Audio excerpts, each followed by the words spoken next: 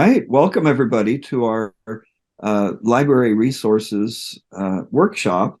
And this is being conducted by Kate Weimer, who is our seminary librarian.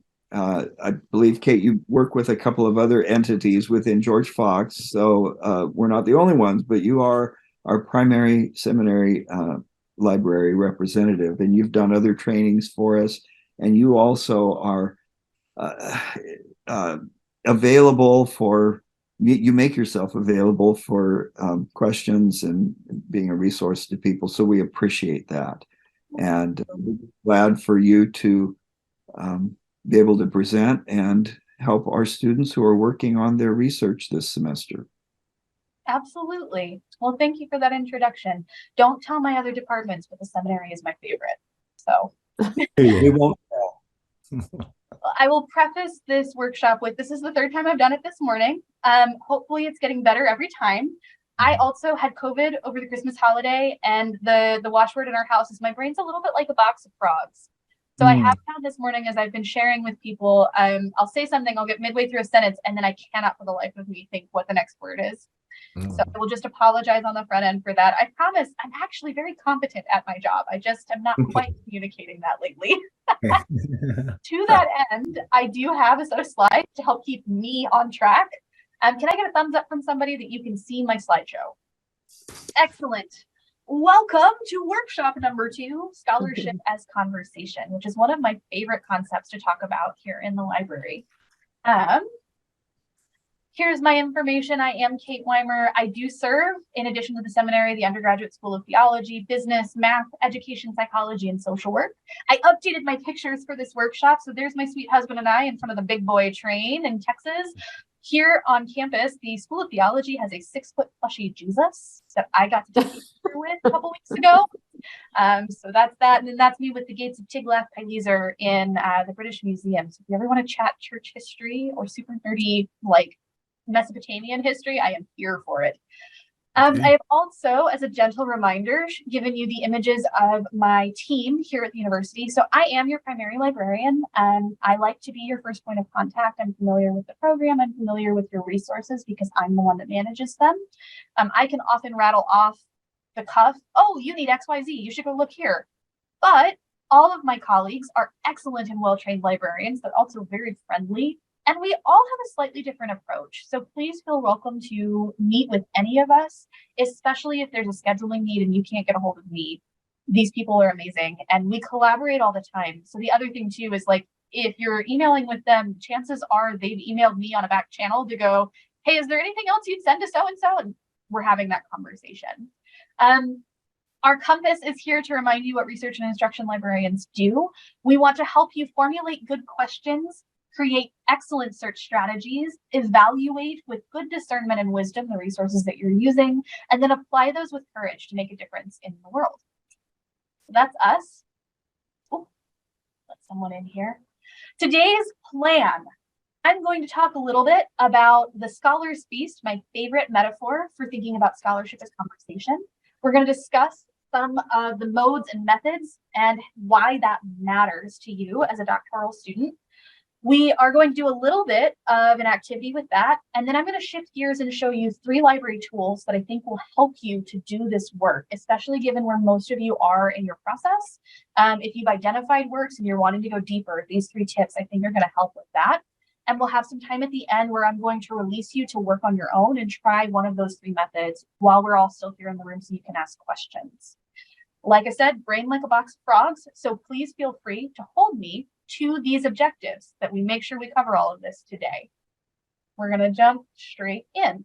Okay, so one of the things that happens in higher ed, especially for students, but honestly, even for me as a practitioner, and I work in a library, this is what I do for a job.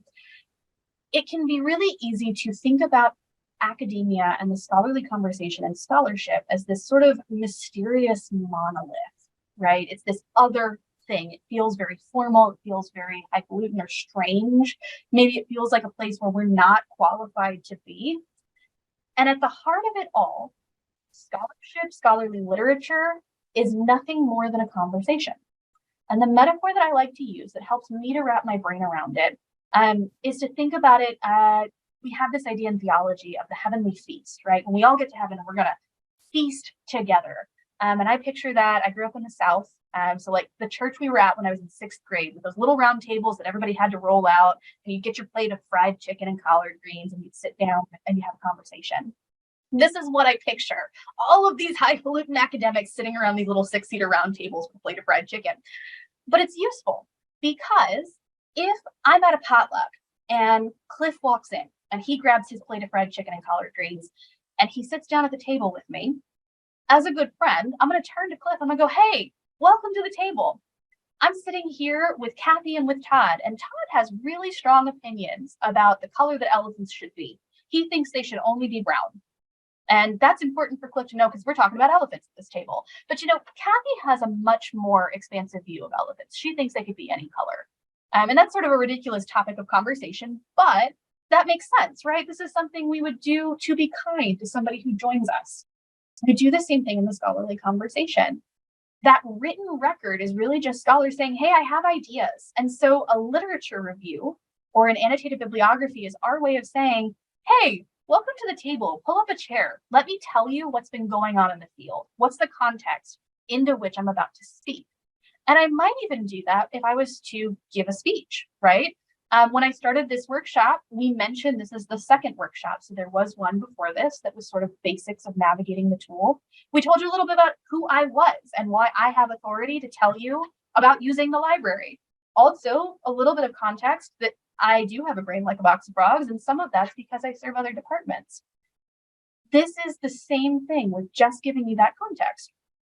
In addition, any work of scholarship exists in relationship with everything that's come before it and with what comes behind it. So if I think about, for example, my cited references or what's in my literature review, it's a picture of what's come before. This is a capturing of that conversation. Once I put that out into the universe, once I publish a blog post, or I'm working on a chapter right now for a book, when that publishes in 2024, there's going to be more people who hopefully read it and respond to it and write about it. So the conversation continues beyond me. And in addition, it's going to exist in relation to other things that are being published at the same time. So hopefully that's a helpful sort of framework to use. And again, I like kind of hokey images because they help pop that bubble of like, it's not actually as highfalutin or mysterious as we sometimes like to pretend that it is. But in addition to it being a conversation and there being sort of ways that we interact with that, there's different kinds of conversations, right? So I want you to picture with me the story of Elijah on Mount Carmel. And so if you don't quite remember what that is, it's the one where Elijah gets up on the mountain with the priests of Baal and he goes, okay, we're going to figure out which God's really real. And the priests of Baal, they do their thing and nothing happens. And then Elijah goes, hey, you know what? Let's make this extra hard. Let's make the altar super wet. Let's dig a trench. And hey, God, you want to help me out? And God sends down fire and it destroys the entire altar. And they go, oh yeah, maybe we should believe in the one true God, right? This is the story. When I tell that story to my second graders in Sunday school, I tell a particular version of that story. I'm going to use my flannel graph, my fuzzy felt apostles. And I often leave some things out, right? I don't make my second graders open up their Bibles and read line by line. I do roughly what I just did with you. We talk about Elijah's up on the mountain. Can we picture him? And he does this thing. We don't talk about the fact that the priests of Baal were cutting themselves or doing blood sacrifices because that tends to give my second graders nightmares and I get unpleasant notes from their parents and from our elders. So sometimes conversations are tailored to their audiences, and that can mean that we change the mode that we use. We talk about it differently. We change the vehicle of conversation. Sometimes it means it's abridged, or it means that we explain things more. If I look at my next image over, we could consider that same story. If I grabbed a friend or I have a friend, somebody who's thinking about joining my church or someone that I'm mentoring, and I go have a devotional with them in a coffee shop, the way that we talk about the story of Elijah on Mount Carmel shifts, right? We are actually going to probably open up our Bibles and look at those verses. I might bring in a little bit of historical context to when the world is Baal, what's going on there. I'm not going to go into some big, heavy exegetical argument or explain the hermeneutics of the moment, right? We're going to talk about the story and how it relates to what I want them to learn. Conversely, if I were to give a sermon or a homily, on this story, I might use different resources. I might tell it differently. I'm going to speak differently. I might even dress differently. My mannerisms are going to change. And then finally, if I think about an academic context, if I'm talking to other scholars, I'm presenting at a conference, or even like this workshop here, I don't have to tell you the full story of Elijah on Mount Carmel. I can say that, and many of you have a background in theology. I can assume that you know what I'm talking about. I don't have to define the players. I don't have to explain, well, it's during this period of the Israelites' history, and it's really important because it's about this sort of tension. You know that. I can use jargon with you because it's meaningful and it's precise. And it's, again, it's a very different experience. So like, we know this common sense wise. It sometimes seems to be the struggle is transferring it to this idea of scholarship. So in scholarship, there are broadly three categories of literature, and that sort of tone and type. So on the one end, we've got our popular literature.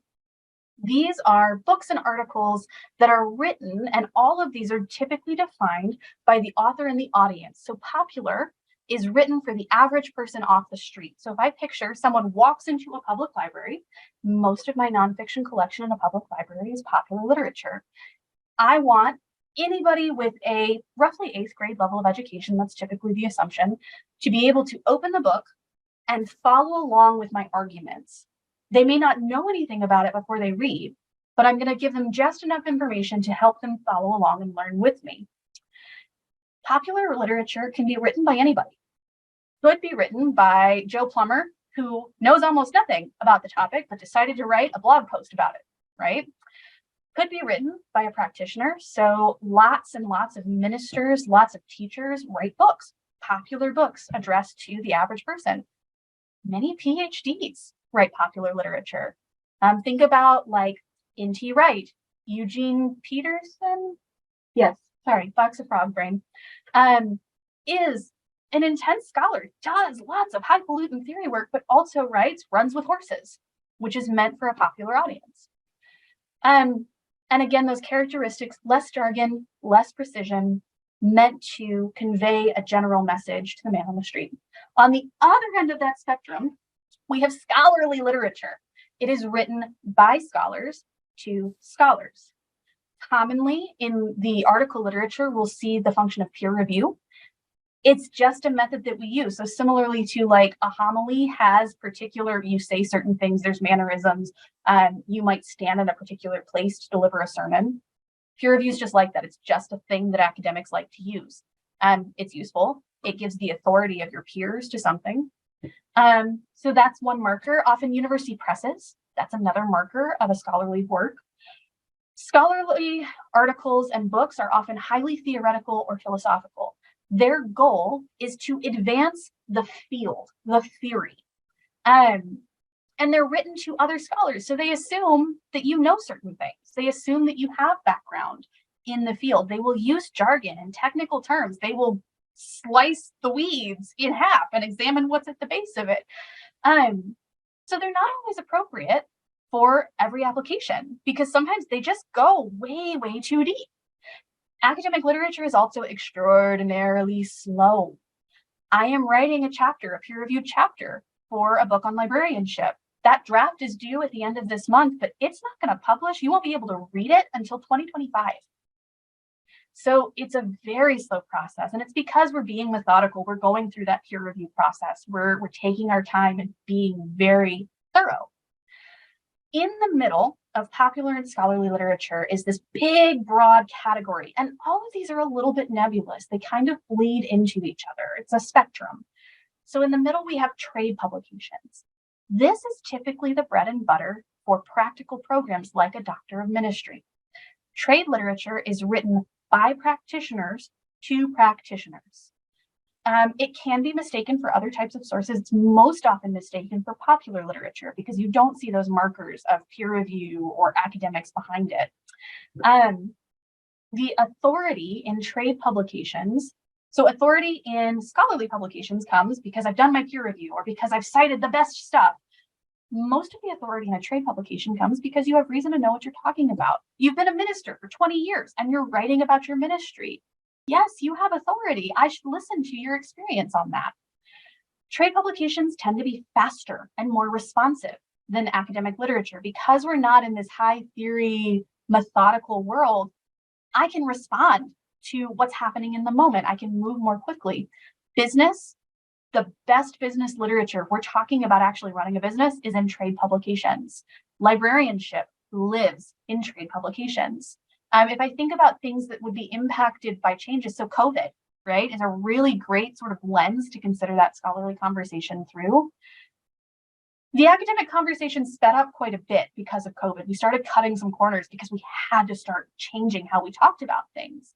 But the first literature that really incorporated responses to COVID into practice, where you could read what other people were doing, was trade publications, because they could move more quickly. And again, none of these are necessarily less authoritative than the others. It's about the context. And ideally, my scholarly literature is informing my other forms of literature, especially my trade publication. If the scholars talking to each other discover a new method of thinking, or go, wow, we've been doing this wrong for however many years, I hope that my practitioners start to incorporate that into the world, right? But we want to use the right tool for the job. So to that end, I'm going to ask you to jump in. We're going to do the waterfall chat again. So if you've just joined us or you need the reminder, I'm going to ask you a question. I'm going to have you type your answer in the chat box, but do not hit enter. I'm going to give you a minute to do that, and then I will say go, and we'll all hit enter at once. That way our responses all come in at once, okay? So I'll ask a question, you type your answer, wait for go, and then hit enter. So you're going to choose one of the three categories, and I will tell you up front, there are multiple answers to some of these. So take your best guess, take your best informed guess. I'm going to give you an example. You tell me where you think the right kind of literature lives. So we'll start with this one. A parishioner or a church member asks for more information they want to read on life in Jesus' time. What kind of literature should you give them? Don't hit enter, just type it in chat and wait.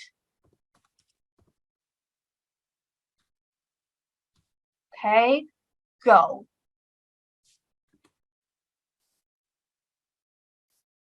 Okay, yes. So Kathy, I'm actually going to say you want the popular, and the trick here is that you're giving it to the church member. If you were thinking that you're going to do the reading and then talk to the church member, your answer is actually a really good one. But if I'm going to give this to somebody who does not have that background, I want that popular literature, the thing that's addressed to them. All right, excellent. And we got the waterfall chat, which is nice. Our first group had a little bit of trouble with this. So y'all are already doing amazingly. All right, example number 2. Again, type your answer, but don't hit enter. You, as a practitioner and a scholar, want to learn about the Recess program, a national church-based program for children with disabilities and their siblings. What kind of literature should you be looking for?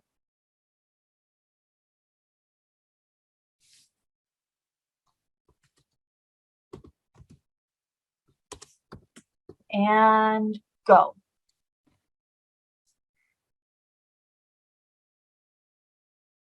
Excellent. Yes, we are looking for trade publications. And I'll be honest, you probably won't actually find the Recess program in the scholarly literature. It just doesn't rise to that theory level. We're not talking about it there. Excellent. Okay, next one.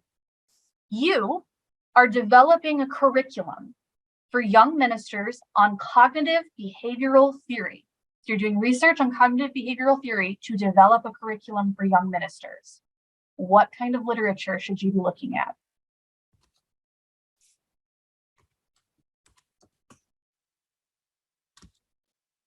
Go.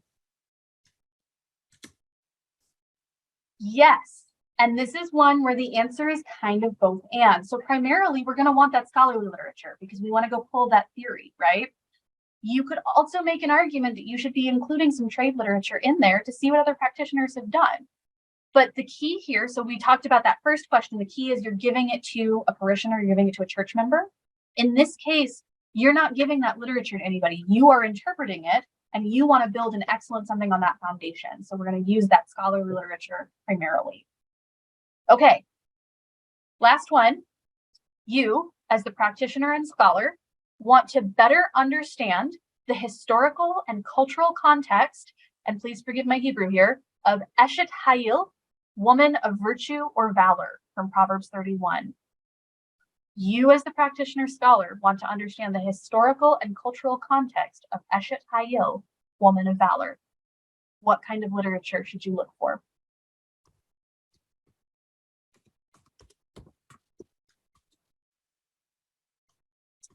Go.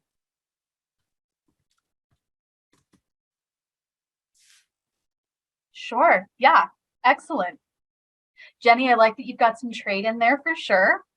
I don't know if I would necessarily be looking at trade, except in the sense that like other ministers are going to be thinking about this like devotionals from minister to minister. I would actually throw in some popular literature as well. And some of that's because, and here's my little thing, I want you to be kind to yourselves as scholars. I love academic literature. Just this week, I sent my husband off to a men's night, and it was just me and the cat at home. And I made this big cup of tea, and I got my Ticonderoga pencil out and my stack of literature, and I spent a wonderful 2 hours in my armchair, just like reading. It was great. There are times, though, where it's nice to be spoken to as a person and not as an academic. And so, especially if I'm thinking about, I'm doing a really broad search, sometimes having that popular literature can be a really nice way to get my brain to sort of rest almost in the concept. So I'm still reading about it, but somebody else does a little bit of the work for me, and that's okay. And if it's a really excellent author, someone maybe who is a scholar or who cites scholars really well, it's a little bit of I should be cautious about using this as an example, but Sarah Bessey comes to mind as somebody who writes popular literature, but she cites scholars, y'all. That woman reads in the scholarly literature and she will point you to it. She has a very particular perspective that may not be your cup of tea, but so popular can be really good for that too. Okay, thank you so much for playing along. Y'all did really, really well. I'm quite impressed. All right, so let's shift gears here and talk about some specific skills that you can use to actually locate the conversation in your topic. The very first one is the reference tool. And I didn't have room on this slide, but if I did, I would have put a freeze frame from Monty Python, the "I'm not dead yet," where they're bringing out your dead, he puts them on the pile. Reference tools are not dead yet. And I think so many people assume that they are, and it makes me deeply sad. So reference tools used to be king, right? Back before we had the internet where I could ask the Google to tell me where to go for something, you had to start at a library reference desk just to get oriented and figured out. Losing that requirement means that I think we've stopped thinking about reference tools that way. Think about them more, my second grader has to write a paper on Genghis Khan, so I'm going to pull the Encyclopedia Britannica down for her.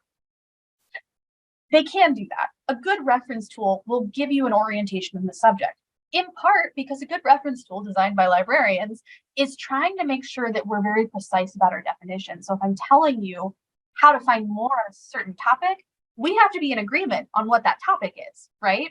So that's why you have a description in a reference tool. It's really there to make sure we're talking about the same thing. Several examples on your screen of my favorite tools.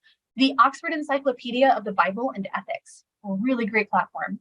The Yale Anchor Bible Dictionary, wonderful reference tool. The Eerdmans Brill Encyclopedia of Christianity, pardon me. Excellent, excellent reference tools. Each of these, and they'll be a little bit different, and each entry sometimes is longer or shorter or includes additional things. But if it's a really good reference entry, it's going to give you an overview of the topic. It's also going to tell you, like, how long have we been talking about this? Is this an idea in this framing that's really only been around since the 80s? If there was a change in philosophy and we weren't really, postmodernism affects a lot of academic thought, you guys.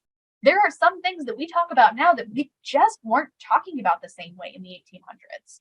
And that's just one example. So a good reference tool is going to tell you that. It might also identify for you, hey, this is really tied to this like postmodern movement. Before postmodernism, we really talked about it in these terms. So it's going to give you sort of a sense of context, right? The conversation to this point. It's then going to turn around. Sometimes you get really, really lucky, and the entry will actually tell you, these are the major voices in the field. If you're not paying attention to these people, you should be. But just about every reference entry in something like this that we've given you the examples of is going to give you a bibliography or further reading, so you can go further. So two major platforms for our online reference tools. We are increasingly online with our reference tools. You'll find them mostly in Credo Reference or Oxford Reference Online. Your screenshot in the middle of your screen here is from the project portfolio guide, which you have links to all over the place. If you need it, send me an email, I'll send you a link. I have recently renamed the preliminary research tab. Now that I'm teaching this workshop and we're calling them reference tools, it's now preliminary research and reference. You will find links to the Oxford Reference Online and Credo there. The first two examples on my screen are both in those platforms. Encyclopedia of Christianity is not yet an electronic resource. I wish it were, maybe in the next 5 years, I hope. If you are working on something and you find an encyclopedia that we own in print, we'll send you a scan of that entry if you send us a request. So these are also available to you. They just take a little more legwork. You can browse that online. The nice thing about online reference tools is if I search, for example, Woman of Valor in the Anchor Yale Bible Dictionary, it's going to find me the actual entry for Eshet Hayil. It's also going to find me places where that phrase shows up in other entries. So it's a slightly more advanced tool even than the print copy that I've got upstairs. I have both, but I like the online version for that reason. You can also, if you're using library search, Primo, that big search on the library homepage, you can filter your results on a topic to reference entries. So this is those filters on the left-hand side of your screen. Reference entry is a resource type, so you can look for them that way. Or if you're feeling super excited, or if you're nerdy like me and you maybe sometimes just like reading things like dictionary entries, the database's A to Z button in the quick links of the library homepage has the subject drop down. I usually teach students to use that and to go to the seminary tools. The next drop down over is types, and there is an entry for general reference, which will show you all of our online platforms that offer reference resources. So that's one really excellent option. If you're not using them already, I highly recommend you at least take a quick pass through some of those platforms to see, if nothing else, to be able to say, like, yeah, actually, Anchor Yale Bible Dictionary agrees with me. I've already identified all of my resources. Sorry, my phone rang. Okay, option number 2, subject terms, because librarians were hipsters before it was cool. Many of you, like me, are old enough to remember card catalogs. On your screen, you have an example of a card. We have been using the same system for classification and cataloging in libraries in the States since 1920. The internet came along and we said, oh, that's cool. Let me just plop my system right on top of it. If you remember card catalogs, you are light years ahead of my younger students. My undergraduate students do not know what a reference tool is, and they have no sense of how things are organized in the library. And that's a little bit problematic because we are still using these systems. So if I look at my record here, this is the tradition of constructivism. It's got a primary subject term here at the top. It has secondary subject terms here at the bottom. Here's the thing. We select a call number, which gives a book its location in my print collections according to its primary subject term. So this is why, if you have an option, either because you live here in Oregon or you're close to another library, to browse a collection, that's a really useful way to identify a conversation, because all of those books on the shelf share a primary subject term. A librarian has said, this is a book about constructivism. So it's going to have partners on either side of it. It's a good way to quickly identify major voices. And you can do that with multiple subject terms around a building. You can also do that in our online library system. So Library Search Primo, if you scroll to the bottom of our records, we have a virtual browse where we have put our print and ebooks side by side in call number order. And you can kind of see those in context there as well. Here on the screen, this is a record from Library Search. This is Nathan Foster's The Making of an Ordinary Saint. Excellent book. Nathan Foster is an alumni of the seminary.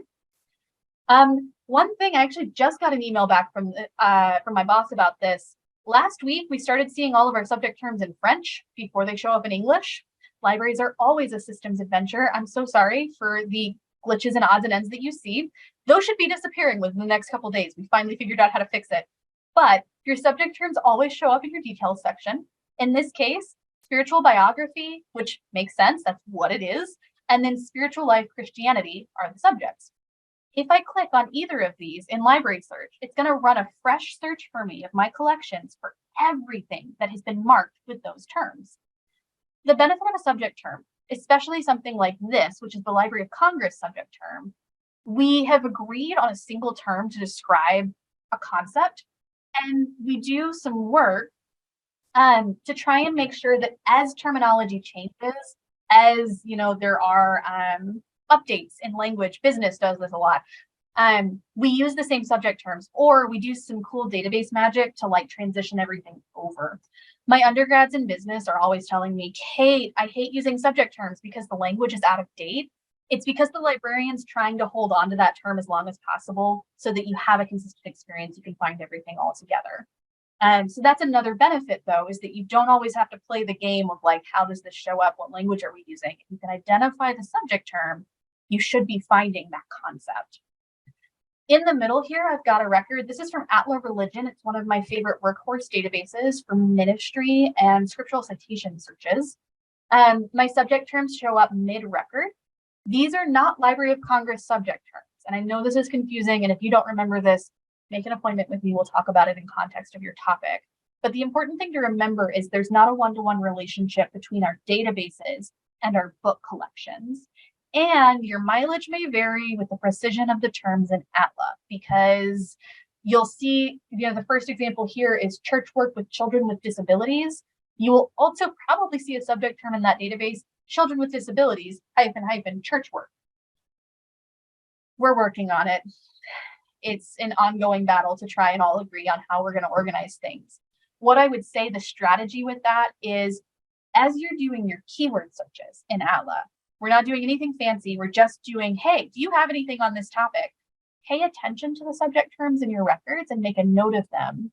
And know if you run that search, so you click on it, you run the search for everything marked with that, you're still probably not seeing absolutely everything, and just hold that in the back of your mind.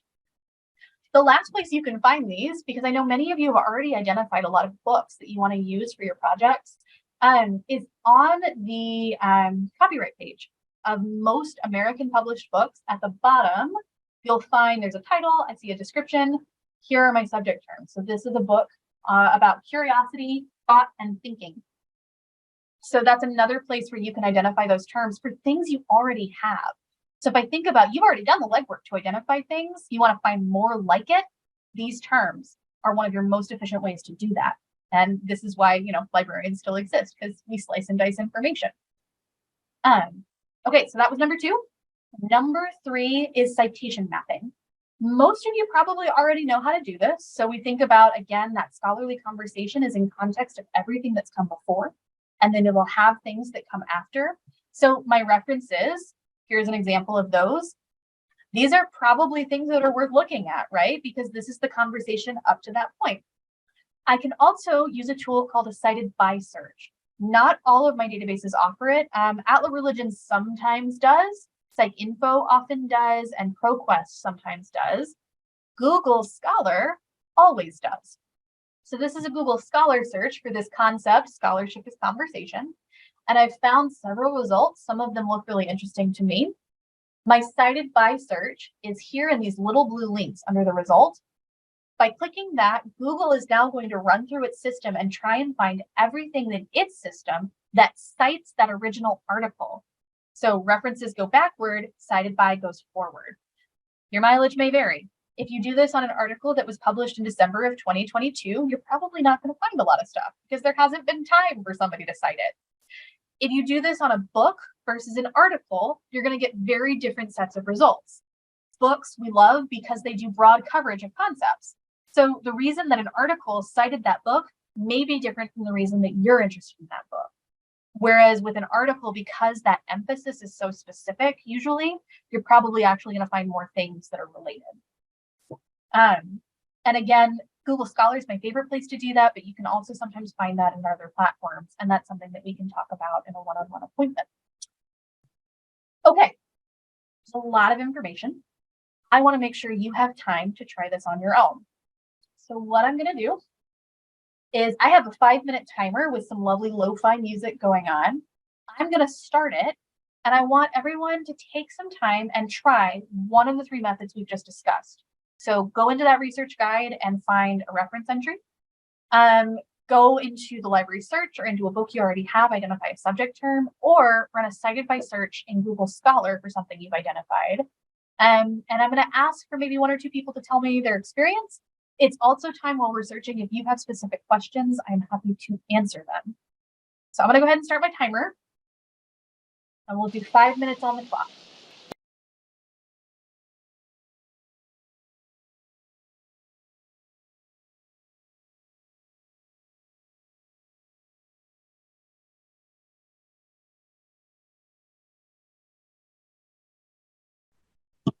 Okay, this is a great moment to transition.